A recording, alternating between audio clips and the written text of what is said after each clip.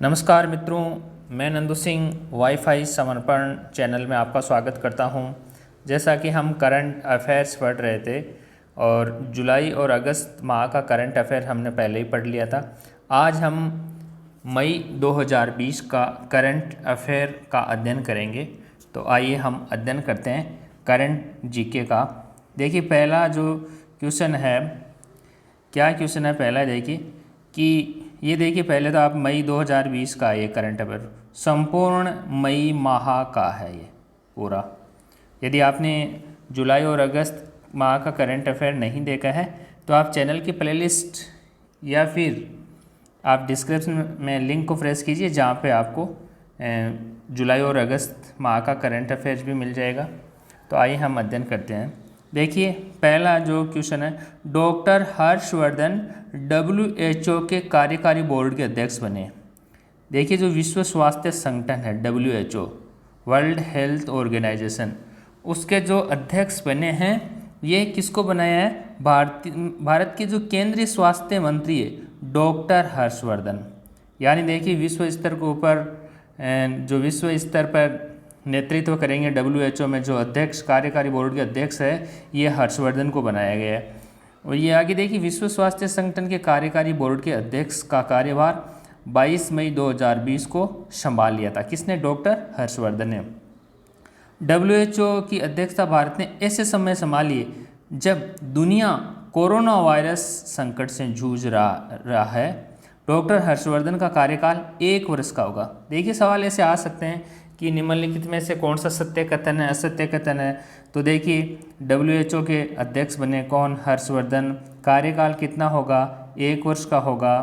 फिर यहाँ देखिए नेक्स्ट इसी में ही कि डॉक्टर हर्षवर्धन कार्यकाल 1 वर्ष का होगा। नोट देखिए यहाँ पर WHO का मुख्यालय है ये जिनेवा स्विट्जरलैंड में है। जिनेवा में है, और जिनेवा कहाँ पे? स्विट्जरलैंड में। और WHO के सदस्य देशों की जो संख्या है, कुल कितने मेंबर है? 194, 194 WHO के मेंबर है, यानी वर्ल्ड हेल्थ ऑर्गेनाइजेशन। तो अध्यक्ष कौन बने भारत के? डॉक्टर हर्षवर्धन को कार्यकारी अध्यक्ष बनाया गया। नेक्स्ट क्वेश्चन देखिए, डॉक्टर विश्वास मेहता। देखिए डॉक्टर विश्वास मेहता कौन है?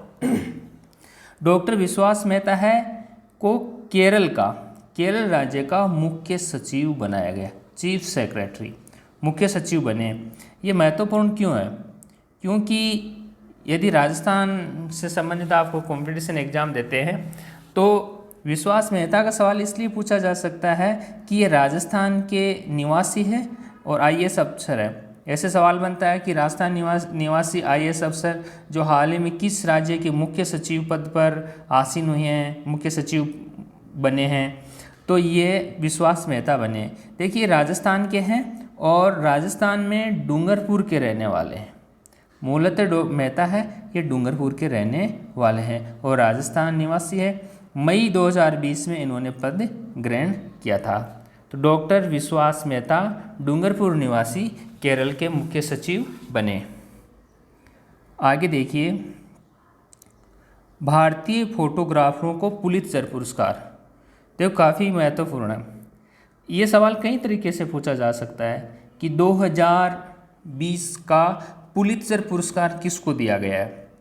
ये भारतीयों को, फोटोग्राफरों को दिया गया है। और ये जो फीचर फोटोग्राफी में जिनको पुलित्जर पुरस्कार मिला है, ये 3 व्यक्ति है, तीनों ही भारतीय है। चन्नी आनंद, मुख्तार खान, डार यासीन। तो कितने व्यक्तियों को मिला पुलित्जर पुरस्कार? चन्नी आनंद, मुख्तार खान, डार यासीन, 3 व्यक्तियों को मिला है। और ये कब का मिला है? पुलित्जर पुरस्कार 2020 का दिया गया है। मई 2020 में कोलंबिया विश्वविद्यालय ने ये घोषणा की थी। जो 3 व्यक्तियों को मिला है, इन 3 व्यक्तियों को देने की घोषणा मई 2020 में कोलंबिया यूनिवर्सिटी ने की थी। और देखिए इससे संबंधित ही सवाल बनता है कि पुलित्जर पुरस्कार किस क्षेत्र में दिया जाता है? पत्रकारिता के क्षेत्र में दिया जाता है। और यह अमेरिका का सबसे प्रतिष्ठित पुरस्कार है। कौन सा? पुलित्जर पुरस्कार। किस क्षेत्र में? पत्रकारिता में। तो ये तीनों जो व्यक्ति थे, चन्नी आनंद, मुख्तार और डार यासीन, इन्होंने क्या किया कि जब जम्मू कश्मीर का विशेष राज्य का जो दर्जा था उसको समाप्त करने पर वहाँ जो विरोध प्रदर्शन हुए थे उनको मीडिया कवरेज किया था इन्होंने। मीडिया कवरेज करने के कारण इन तीनों को फोटोग्राफी में 2020 का पुलित्जर पुरस्कार दिया गया है। तो ये भी भारतीयों को दिया गया है। आगे देखिए, राजस्थान में बनेगा ऑनलाइन लेबर एम्प्लॉयमेंट एक्सचेंज। देखिए, ऑनलाइन लेबर यानी मजदूर, एम्प्लॉयमेंट रोजगार देने वाला एक एक्सचेंज बनेगा राजस्थान में। ये क्यों बनेगा? क्योंकि कोरोना के कारण जो प्रवासी थे राजस्थान से बाहर जो व्यक्ति मजदूरी करने गए थे और वापस अपने राज्य में लौटे हैं तो उनके सामने बेरोजगारी की समस्या उत्पन्न हो गई। इस कारण से उनको रोजगार देने के लिए ये राजस्थान में बनेगा ऑनलाइन लेबर एम्प्लॉयमेंट एक्सचेंज बनेगा। ये घोषणा 16 मई 2020 को मुख्यमंत्री अशोक गहलोत द्वारा की थी। ऑनलाइन लेबर एम्प्लॉयमेंट एक्सचेंज का क्या होगा उद्देश्य? कि कोरोना महामारी प्रकोप में लॉकडाउन के कारण राजस्थान लौट रहे प्रवासी राजस्थानी श्रमिकों के रोजगार समाधान के लिए बनाया गया है। जो बाहर से लौट के आए हैं अपना काम धंधा छोड़ के, उनके सामने रोजगार की समस्या खड़ी हो गई थी, तो उनको रोजगार दिलाने के लिए ऑनलाइन लेबर एम्प्लॉयमेंट एक्सचेंज बनेगा। कहाँ, किस राज्य में? राजस्थान में। देखिए नेक्स्ट क्वेश्चन क्या है। मई 2020 में जो ओडिशा है और पश्चिम बंगाल है वहाँ जो टकराने वाला चक्रवात था उस चक्रवात का क्या नाम था? अम्फान। कहाँ पे? ओडिशा और पश्चिम बंगाल में आने वाले चक्रवाती तूफान का नाम अम्फान था। लेकिन ये अम्फान नामकरण किसने दिया? किसने दिया था? इस चक्रवाती तूफान का नाम देने वाला देश थाईलैंड था। थाईलैंड के द्वारा अम्फान नाम दिया गया। अगला देखिए बिंदु, मानुषी छिल्लर का यूनिसेफ द्वारा चयन। देखिए जो मानुषी छिल्लर है ये मिस वर्ल्ड रह चुकी है भारत की, तो मिस वर्ल्ड रह चुकी है भारत की है ये। इनका चयन यूनिसेफ में हुआ। यूनिसेफ क्या करती है कि जो बालकों से संबंधित है उनके संरक्षण के लिए कार्य करती है। तो यूनिसेफ में देखिए आप कि संयुक्त राष्ट्र बाल कोष जिसका नाम है यूनिसेफ द्वारा मई 2020 में मासिक धर्म स्वच्छता के बारे में जागरूकता लाने के लिए भारत की मानुषी छिल्लर जो मिस वर्ल्ड रह चुकी है 2017 में को चुना गया है। तो ये देखिए मासिक धर्म स्वच्छता के बारे में जागरूकता लाने के लिए यूनिसेफ ने मानुषी छिल्लर का चयन किया गया है। यूएनओ द्वारा देखिए नेक्स्ट जो टॉपिक है कि यूएनओ द्वारा यानी संयुक्त राष्ट्र संघ द्वारा 21 मई को अंतर्राष्ट्रीय चाय दिवस घोषित किया गया। देखिए अंतर्राष्ट्रीय चाय दिवस किस तिथि को? 21 मई को, 21 मई को। तो भारत की सिफारिश पर, देखिए किसकी सिफारिश पर संयुक्त राष्ट्र संघ ने अंतर्राष्ट्रीय चाय दिवस घोषित किया है 21 मई को? तो ये भारत की सिफारिश पर घोषित किया गया है। तो संयुक्त राष्ट्र संघ द्वारा ये घोषित किया गया 21 मई को अंतर्राष्ट्रीय चाय दिवस घोषित किया गया। चाय उत्पादन का मौसम मई महीने में होता है। इस कारण से 15 दिसंबर के स्थान पर मई माह में मनाने का प्रस्ताव भारत ने यूएनओ में रखा था, जिसने यूएनओ ने स्वीकार कर लिया और पहली बार 21 मई 2020 को अंतर्राष्ट्रीय चाय दिवस मनाया गया। पहले कब मनाया जाता था? 15 दिसंबर को। लेकिन 21 मई को अब की बार मई में क्यों मनाया? क्योंकि जो चाय का मौसम है वो मई में माह में ही शुरू होता है। तो अब 21 मई को अंतर्राष्ट्रीय चाय दिवस मनाया जाएगा। और भारत के प्रस्ताव पर ही देखिए यहाँ एक नोट और है कि भारत के प्रस्ताव पर ही 21 जून को अंतर्राष्ट्रीय योग दिवस घोषित किया गया था। तो देखिए 21 मई, 21 जून ये दोनों ही भारत के प्रस्ताव पर घोषित किए गए। मई में क्या हुआ? चाय दिवस, और 21 जून को अंतर्राष्ट्रीय योग दिवस। ऐसे देखिए जो 2 अक्टूबर है महात्मा गांधी की जयंती को अंतर्राष्ट्रीय अहिंसा दिवस के रूप में भी मनाते हैं, वो भी भारत की सिफारिश थी। आगे देखिए, ईरान की मुद्रा अब होगी तोमन। देखिए ईरान ने अपनी मुद्रा का नाम बदल लिया है। अब ईरान की मुद्रा का नाम तोमन कर दिया गया है। ईरान ने अपनी वर्तमान मुद्रा, देखिए ईरान की वर्तमान मुद्रा क्या थी, रियाल। अब रियाल को तोमन में देखिए यहाँ लिखा बदल दिया गया, तो ये तोमन में बदल दिया गया है। ये मई 2020 में किया था। अब देखिए 10,000 रियाल के बराबर एक तोमन होगा। कहने का मतलब जब 10,000 रियाल होगी तो उसके बराबर एक तोमन होगा। तो देखिए रियाल को किस में बदला, तोमन में। और किस कंट्री ने, ईरान ने बदला है। नेक्स्ट टॉपिक देखिए, भारतीय मौसम विभाग के पूर्वानुमान में, जो देखिए मौसम का पहले ही अनुमान लगाया जाता है, उस पूर्व अनुमान में अब भारत ने क्या कर लिया, पीओके को भी शामिल कर लिया पूर्व अनुमान में भारतीय मौसम विभाग ने। कि 5 मई 2020 को भारतीय मौसम विभाग ने अपनी मौसम बुलेटिन में पाक अधिकृत कश्मीर, पीओके का मतलब हुआ पाक अधिकृत कश्मीर, यानी वो भारत का हिस्सा जो पाक के अधिग्रहण में है, उनके अधिकार में है, उस पाक अधिकृत कश्मीर के देखिए कौन कौन से स्थान है, ये देखिए आप, गिलगित 1, बाल्टिस्तान 2 और मुजफ्फराबाद को शामिल किया गया है। तो भारतीय मौसम विभाग ने पाक अधिकृत कश्मीर के गिलगित, बाल्टिस्तान और मुजफ्फराबाद को पूर्व अनुमान की सूची में शामिल कर लिया गया है, नेक्स्ट क्वेश्चन देखिए, ई नाम परियोजना। देखिए ई नाम परियोजना क्या है, एक पायलट प्रोजेक्ट के रूप में शुरू हुई है ई नाम परियोजना। और इस ई नाम परियोजना में कितनी मंडियों को जोड़ा गया है, 10 मंडियों को जोड़ा गया है। राजस्थान के मुख्यमंत्री अशोक गहलोत ने मई 2020 में राजस्थान की 10 कृषि उपज मंडियों को ई नाम यानी राष्ट्रीय कृषि बाजार परियोजना को पायलट प्रोजेक्ट के रूप में जोड़ने की अनुमति दे दी गई है। ई नाम का मतलब राष्ट्रीय कृषि बाजार परियोजना में 10 मंडियों में जोड़ने की स्वीकृति दी है। किसने, मुख्यमंत्री अशोक गहलोत ने। अगला देखिए, दीपा मलिक। देखिए दीपा मलिक भारतीय पैरालंपिक समिति के अध्यक्ष बनी है। देखिए भारतीय पैरालंपिक समिति के अध्यक्ष किसको बनाया गया है, दीपा मलिक को। दीपा मलिक की उपलब्धियां देखिए कि मई 2020 में भारतीय महिला पैरा एथलीट, देखिए इसका संबंध भी देखिए, ये महिला है और पैरा एथलीट है। ये दीपा मलिक भारतीय पैरालंपिक समिति के अध्यक्ष बनी है।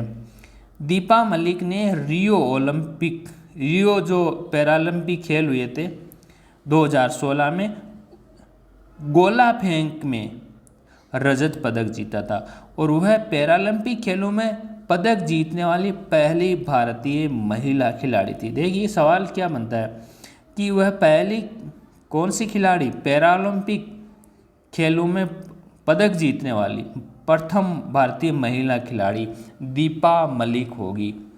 तो ठीक है, ये एथलीट में है। और देखिए महत्वपूर्ण लाइन इनकी क्या है कि वर्ष 2019 में राजीव गांधी खेल रत्न पुरस्कार भी दिया गया। देखिए खेल के क्षेत्र का सर्वोच्च जो पुरस्कार है भारत का, वो राजीव गांधी खेल रत्न पुरस्कार वर्ष 2019 में दिया जा चुका है। किसको, दीपा मलिक को। और वर्तमान में दीपा मलिक का चयन किस में हुआ है, भारतीय पैरालंपिक समिति की अध्यक्ष या अध्यक्षा बनी है। नेक्स्ट क्वेश्चन देखिए, मई 2020 की है राजस्थान महामारी अध्यादेश। देखिए राजस्थान ने एक नया अध्यादेश पारित किया है और उस अध्यादेश का जो अध्यादेश है उसका नाम है राजस्थान महामारी अध्यादेश 2020। इसमें क्या है देखिए कि कोविड-19 यानी कोरोना जैसी संक्रामक बीमारियों से निपटने के लिए राजस्थान सरकार ने राज्य में राजस्थान महामारी अध्यादेश 2020 लागू कर दिया है। ये अध्यादेश आने के साथ ही राजस्थान संक्रामक रोग अधिनियम 1957 समाप्त हो गया। देखिए पहले कौन सा अध्यादेश था कि राजस्थान संक्रामक अधिनियम 2057 था, अब वो समाप्त हो गया और नया अध्यादेश आ गया जिसका नाम है राजस्थान महामारी अध्यादेश 2020। राजस्थान के राज्यपाल कलराज मिश्र ने इस अध्यादेश पर देखिए हस्ताक्षर कब किए कि 1 मई 2020 को राज्यपाल ने हस्ताक्षर कर दिए। और आपको पता है जब राज्यपाल हस्ताक्षर कर देता है उसी के साथ में वो अध्यादेश या कानून बन जाता है। तो इस प्रावधान की इस अध्यादेश के मुख्य क्या क्या देखिए प्रावधान होंगे कि इस अध्यादेश के देखिए प्रावधान, इस कानून की पालना न करने वाले पर 2 वर्ष का तो कारावास होगा। देखिए कितने वर्ष का, 2 वर्ष का कारावास और 10,000 रुपये का जुर्माना, या फिर ये दोनों एक साथ देने का भी प्रावधान है, यानी 2 वर्ष का कारावास और 10,000 रुपये का जुर्माना भी एक साथ हो सकता है। इसके अलावा अन्य भी कई छोटे छोटे इसके प्रावधान है। फिर देखिए इंदिरा प्रियदर्शिनी बेबी किट वितरण कार्यक्रम, इंदिरा प्रियदर्शिनी बेबी किट वितरण कार्यक्रम, इसका शुभारंभ देखिए 18 मई 2020 को मुख्यमंत्री अशोक गहलोत के द्वारा किया गया। देखिए इंदिरा प्रियदर्शिनी बेबी किट वितरण कार्यक्रम क्या है, देखिए इसमें राजकीय जो चिकित्सालय गवर्नमेंट हॉस्पिटल है उनमें जन्म लेने वाली नवजात, देखिए केवल बालिकाओं की बात की गई, नवजात जो गवर्नमेंट हॉस्पिटल में जन्म लेती है बालिकाएं को पिंक कलर का, देखिए कलर का भी ध्यान रखिए, पिंक कलर के इंदिरा प्रियदर्शिनी बेबी किट मिलना प्रारंभ हो गया है, पिंक कलर के, ठीक है। बच्ची के जन्म के समय उसे पुराने कपड़ों में लपेटने से होने वाले इन्फेक्शन के खतरे को रोकने और नवजात को हाइपोथर्मिया जैसी बीमारियों से बचाने के लिए इस कार्यक्रम की वर्ष 2019-20 के बजट में मुख्यमंत्री अशोक गहलोत ने घोषणा की थी। देखिए घोषणा किस बजट में की थी, 2019-20 के, और 18 मई 2020 को इन्होंने इस घोषणा को अमल में ला दिया, लागू भी कर दिया। तो पिंक कलर का एक किट दिया जाता है जिसे इंदिरा प्रियदर्शिनी बेबी किट कहते हैं, और ये केवल किस में, गवर्नमेंट हॉस्पिटल में जो जिन नवजात बालिकाएं हैं उनके लिए। मिजोरम ने दिया खेल को उद्योग का दर्जा। देखिए मिजोरम एक ऐसा राज्य बन गया है जिसने खेल को भी उद्योग का दर्जा दिया गया है। मई 2020 को मिजोरम ने राज्य में खेल सेक्टर को बढ़ावा देने के लिए खेलों को उद्योग का दर्जा दिया गया है, और ऐसा करने वाला मिजोरम देश का पहला राज्य है। मिजोरम देश का पहला राज्य है जिसने खेल को क्या दिया है, उद्योग का दर्जा दिया है। अब नेक्स्ट क्वेश्चन देखिए, वंदे भारत मिशन। वंदे भारत मिशन ये क्या, देखिए इसकी शुरुआत हुई मई 2020 में। वंदे भारत मिशन क्या है, देखिए अभी भी है, ये चर्चा में है काफ़ी, कि कोरोना वायरस के कारण यात्रा पर प्रतिबंध होने के कारण, कोरोना के कारण क्या हुआ कि एक कंट्री से दूसरी कंट्री के अंदर जो यातायात था, वायुयान आदि बंद हो गया। तो इस कारण से जो यात्रा पर प्रतिबंध होने के कारण विदेशों में जो भारतीय फंसे हुए थे उन भारतीय नागरिकों को भारत लाने के लिए इस मिशन की शुरुआत की थी। तो अपन सीधे शब्दों में कह सकते हैं कि वंदे भारत मिशन के तहत जो कोरोना संकट के कारण विदेशों में फंसे हुए हैं भारतीय नागरिक, उनको भारत लाने के लिए जो अभियान चलाया है उसे वंदे भारत मिशन अभियान नाम दिया गया है। नेक्स्ट क्वेश्चन देखिए, ऑपरेशन समुद्र सेतु। देखिए वंदे भारत मिशन और ऑपरेशन समुद्र सेतु, ऑपरेशन समुद्र सेतु में देखिए समुद्र के द्वारा भारतीयों को लाना, इसकी शुरुआत कब हुई ऑपरेशन समुद्र सेतु की, मई 2020 में, कि भारतीय नौसेना, देखिए नेवी के द्वारा विदेशों में फंसे भारतीय नागरिकों को वापस लाने के लिए जो अभियान चलाया, मिशन चलाया, ऑपरेशन समुद्र सेतु है। जो समुद्र के द्वारा, नौसेना द्वारा भारतीय नागरिकों को लाया गया वो ऑपरेशन समुद्र सेतु है। और वायुयान आदि के द्वारा लाया गया वो कौन सा था? देखिए अभी ये पढ़ा है वंदे भारत मिशन। तो वंदे भारत मिशन और ऑपरेशन समुद्र सेतु, इन दोनों का ध्यान रखना आपको। फिर है आत्मनिर्भर भारत मिशन। देखिए आत्मनिर्भर भारत मिशन, भारत को आत्मनिर्भर बनाने के लिए, सशक्त मजबूत बनाने के लिए देखिए हमारे एक भारत निर्भर भारत मिशन पैकेज की घोषणा की है। और ये घोषणा किसने की? प्रधानमंत्री नरेंद्र मोदी के द्वारा। इस पैकेज में देखिए कितने का आत्मनिर्भर भारत मिशन जो पैकेज है ये कितने रुपए का है? 20 लाख करोड़ रुपए का, 20 लाख करोड़ रुपए का है। देखिए इस संख्या याद रखिए आप, 20 लाख करोड़ रुपए का है। प्रधानमंत्री ने अपने संबोधन में देशवासियों को लोकल प्रोडक्ट खरीदने और उनके प्रचार का अनुरोध किया है। किसके लिए? लोकल प्रोडक्ट, यानी जो भारत में ही उत्पादित प्रोडक्ट है उन्हीं को खरीदे, उन्हीं का प्रचार करें। और उन्होंने देखिए एक टैगलाइन दी है, वोकल फॉर लोकल। ये इस टैगलाइन पर भी जोर दिया है। तो वोकल फॉर लोकल, देखिए पहले जो शब्द आया वोकल है, उसके बाद फॉर लोकल।